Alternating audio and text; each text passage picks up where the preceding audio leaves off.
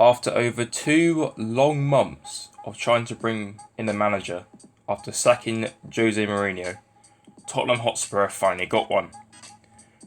From trying to bring back Mauricio Pochettino after Daniel Levy realised the mistake he made of sacking him, to trying to go in for serial winner Antonio Conte, with talks actually getting to an advanced stage for the Italian, but that all suddenly deteriorated due to a lack of funds and not being able to bring in all the coaching staff from Inter Milan. A deal was then in principle for former Roma manager Paulo Fonseca, with the contract about to be signed. He was ready to go.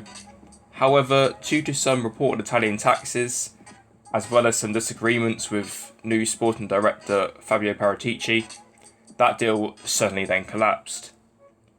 Many failed attempts later, with Ajax boss Erik ten Hag, who apparently didn't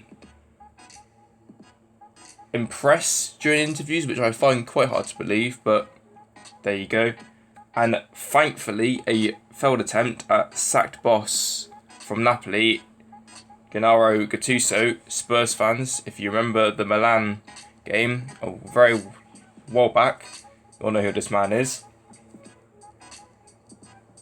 But yeah, now finally got a manager in place for the next couple of seasons, with that man being former Wolves manager Nunto Espirito Santo. Nuno has signed a 2-year contract with an option of a 3rd year upon expiry in 2023, obviously which would then take him to the end of the 2023-24 season, if it's taken up. In today's video, I will be speaking about who Nuno is, what tactics he employs, and some potential transfers that you could see us will make because of Nuno, and obviously because of Paratici, and just some general transfer talk moves and roundups from what has been reported in the last couple of weeks. If you do enjoy this video, be sure to like, subscribe, and share this video around, as it does mean a lot to me. So, who is Nunto Espirito Santo? Nunto Espirito Santo began his coaching career in May 2012 at Portuguese club Rio Ave FC, after they sacked manager Carlos Barreto and announced the appointment of Nuno. In his second season in charge, the team reached both the Taça de Portugal and Taça La Liga finals, and he had also led them into the Europa League for the first time in their history. Things were already looking bright for Nunto Espirito Santo and his coaching career. Nuno then switched Portugal for Spain and signed a 1-year contract with Valencia in La Liga on the 4th of July 2014, replacing the fired Juan Antonio Pizzi. On the 12th of January 2015, he agreed an extension to keep him at the club until 2018, and he eventually led them to a 4th place finish in his first year, including highlights that featured a 2-1 victory over Real Madrid. He was also named La Liga Manager of the Month 3 times during his spell at Valencia. He resigned on the 29th of November 2015 following a 1-0 away defeat to Sevilla, as well as a poor start to both Valencia's La Liga campaign and the Champions League campaign. On the 1st of June 2016, Nuno went back to former club Porto, where he won the Champions League under former manager Jose Mourinho, signing a 2-year contract with Porto, replacing the former head coach at the time, Jose Peseiro. The following 22nd of May, however, after a season devoid of silverware, which included a 2nd place finish in the league, which obviously by Porto standards they really should be winning the league there, he was relieved of his duties. And now we come on to his most recent managerial spell, and probably his most, impressive, at Wolverhampton Wanderers. He is voted the competition's manager of the month in November, as his team won all 4 of their opening games, scoring 13 times in the Championship. Nuno led the club to the Premier League after a 6-year absence, achieving promotion with just 4 matches remaining in the season and being confirmed as champions with 2 games to spare. Nuno was awarded the Premier League Manager of the Month in his second month managing in the Premier League after his team went unbeaten in September 2018, acquiring 10 points from 4 matches and only conceding 1 goal. It was the first time that a manager who managed Wolves had secured this award in the club's 5th season in the competition. Wolves finished 7th in the 2018-19 league season, and it was the club's highest Premier League rank in the highest top flight football since 1979-80 season, where they finished 6th. Wolves also qualified for the Europa League for the first time since 1980-81 season. In the 2019-20 season, it saw Nuno's team achieve a second consecutive 7th place finish in the Premier League with a record total for Wolves of 59 points, and he had also reached the quarter-finals of the UEFA Europa League. He was Premier League Manager of the Month for October with a run of 4 fixtures unbeaten, including 3 wins without conceding. This was his 3rd award. On the 21st of May 2021, however, Wolves announced that Espirito Santo would be leaving the club by mutual consent at the end of the season, mainly due to the club wanting a fresh face, and I think there might have been some disagreements over some transfers, I'm not too sure. But now this has now led to where we are today, with Nunto Espirito Santo being head coach at Tottenham. He wasn't Fabio Paratici's first choice as manager, but it was reported that Nuno was wanted by Paratici when he was at Juventus. However, he didn't get him at the time, but now he's got him at Tottenham, so it'd be exciting to see where that takes him now. Talking tactics. This next part of the video is where I will break down 3 play styles Nuno has used during his managerial career, with one being his Porto formation, his Valencia tactic, and obviously his Wolves tactic. His Porto formation was generally a 4-1-4-1 with a holding midfielder sitting in front of the 2 centre-backs to add more defensive stability with a good switch between attack and defence.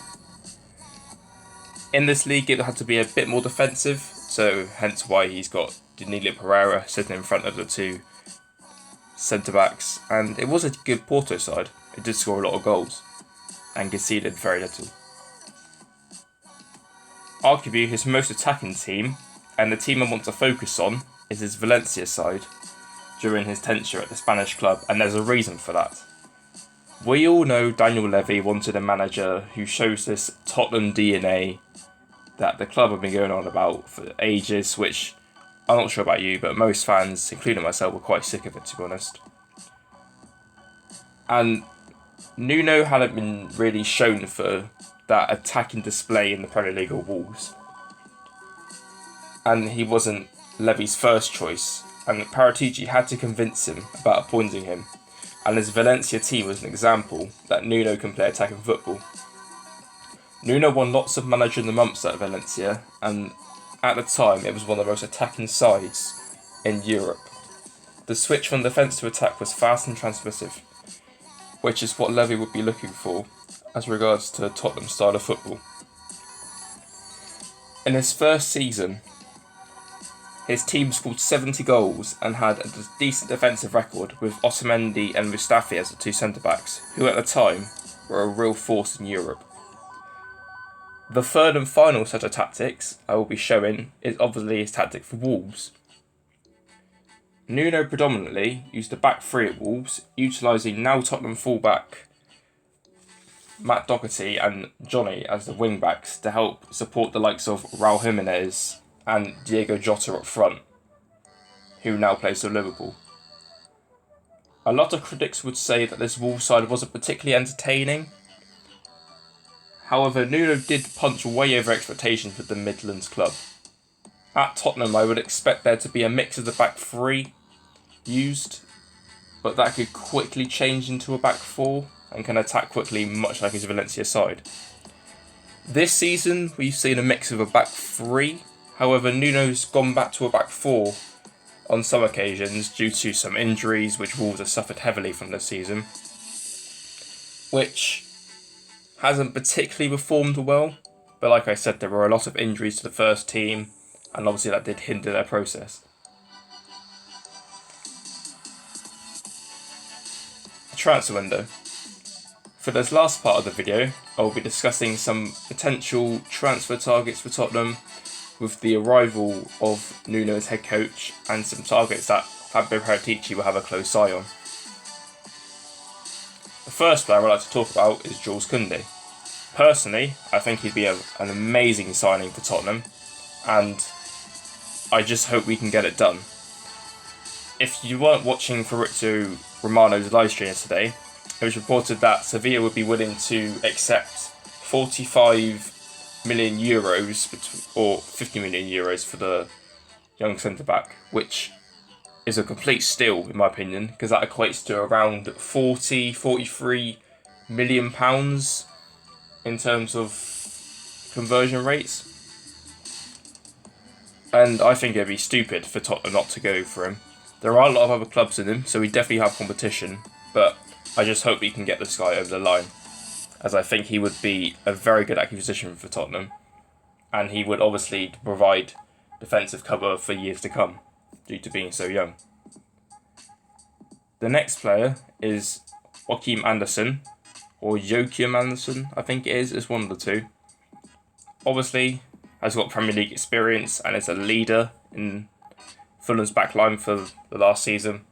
Did get relegated, which can obviously put some fans off, saying, is he really that good? Is he Tottenham quality?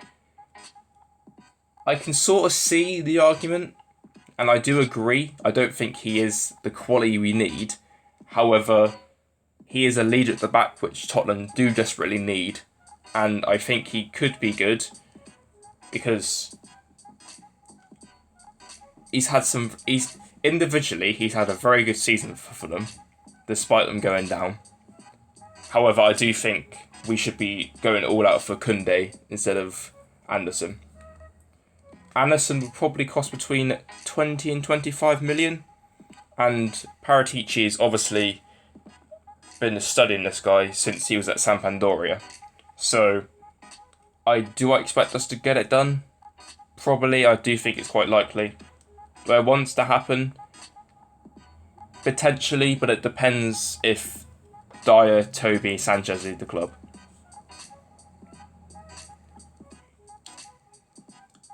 Takehiro Tomiyasu might be the first player Tottenham signed in this window. It's been reported over the last couple of days that we are in contact with his agents and Binocular, and that the player is keen for a move to North London. After doing some research on this guy, because I didn't particularly know much about him, found out that he's very versatile, can play centre back and right back, which obviously covers some map for Serge Aurier, who looks likely to leave this summer. He's good with both feet, so he can play on the left side of the defence. He's quite tall at 6'2" for a centre back, and he's quite built as well, which is good for the physicality of the Premier League. It's been reported that it would be around 15 million, 20 million pounds. And I think Tottenham will get this deal over the line. And I think he will become our first signing. And I'm quite excited for it. Paratici's got a very good history of signing young talent. And when teams like Atalanta, who were generally 9 times out of 10 been spot on when looking to recruit youngsters, this guy was on their radar. However, he is obviously keen on the move to Spurs, and the fact that they are linked with him shows that I think he will become a very good player for us, and he will definitely add defensive stability to us. The next player is Tariq Lamptey. Now, he definitely would cost a lot, with Sky Sports reporting that he'd be around £50 million for us. Do I think we're gonna get this deal done? No, I do not. But I think he would be very good, considering he's young, he's English, so that fills in the homegrown quota, and he's he's very pacey on the right wing back position. So obviously, like the likes of Serge Aurier leaving. I don't think Matt Doherty will leave now, because there was some speculation that he might, but I think the arrival of Nuno will mean that he will stay, which I am excited for, as Doherty was very good under Nuno when he was at Wolves, so it'll be exciting to see how they get on. Regardless, I don't think we're going to get Lamptey, but I would love to see this guy in a Tottenham shirt next summer. Not this summer even, sorry. When getting Fabio Paratici, it was obvious that Tottenham were going to be linked with every single Serie A player under the sun. And one player in particular that we've been taking a good close look on is Domenico Berardi. I think this guy would be amazing for Tottenham.